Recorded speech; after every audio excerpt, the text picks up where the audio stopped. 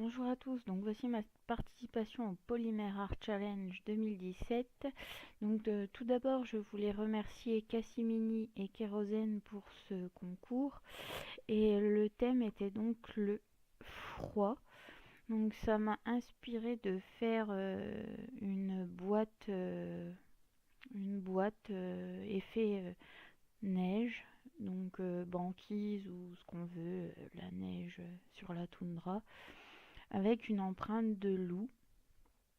J'avais encore jamais réalisé de neige, j'ai fait un petit test au préalable avec de la pâte blanche et de la pâte translucide et des paillettes bleues, parce que c'est vrai qu'il y a des reflets dans la neige, et donc des paillettes des poudres, etc., pour donner cet effet brillant, cristaux de la neige.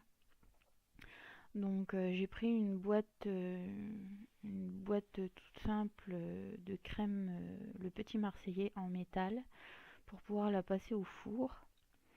Euh, Parce que j'avais dans l'idée de faire déjà une boîte à bijoux, une boîte à souvenirs, enfin quelque chose avec ces boîtes-là. Mais j'avais encore jamais trouvé la motivation de faire quelque chose en fait. Et dès que le Polymer Art Challenge a été lancé sur le thème du froid, ça m'a inspiré ça. Donc je me suis lancée. Là, j'ai étalé de la pâte blanche pour recouvrir la boîte, parce que j'ai essayé d'enlever les imprimeries, le petit Marseillais, mais apparemment ça peut pas se retirer. C'est pas peint, c'est pas collé, donc c'est directement sur la boîte. Donc j'ai recouvert toutes les parties peintes et écrites de la marque par de la pâte blanche. Ensuite, pour ne pas voir la démarcation, j'ai fait de la polymère liquide, donc avec de la pâte Fimo blanche et de la Beckett Bomb, pour faire cet effet un peu neigeux, une neige fondue qui coule. Donc, pour recouvrir jusqu'au marquage de la boîte au niveau de la fermeture.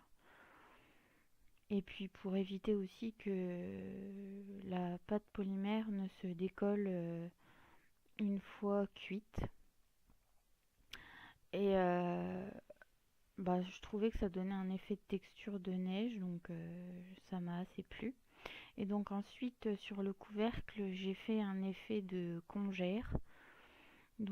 Parce que c'est vrai que ce soit sur la banquise ou ailleurs, même s'il n'y a pas d'arbre ou quoi que ce soit, le vent déplace la neige et forme des congères.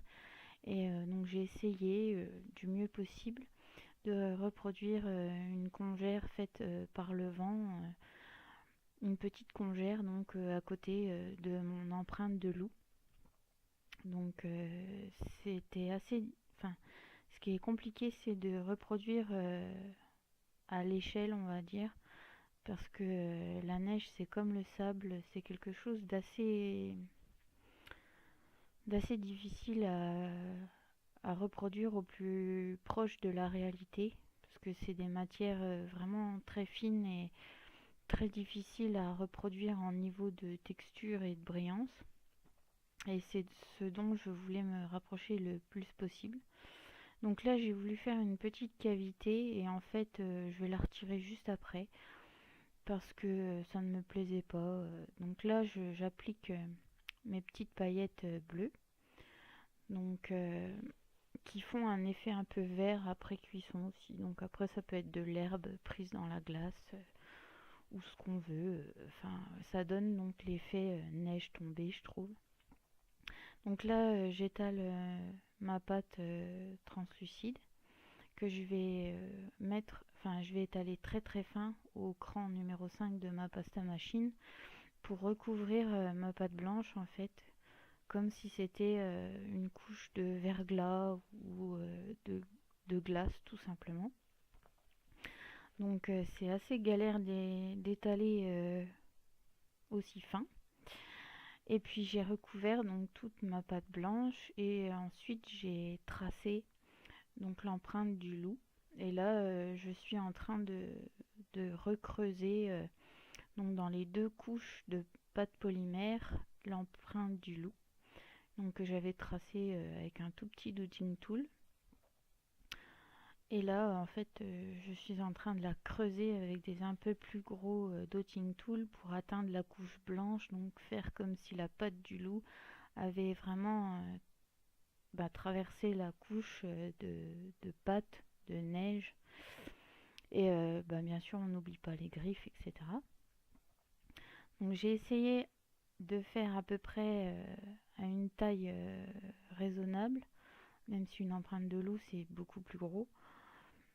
Par rapport à ma congère, justement, je voulais que ça fasse pas trop petit ni trop gros.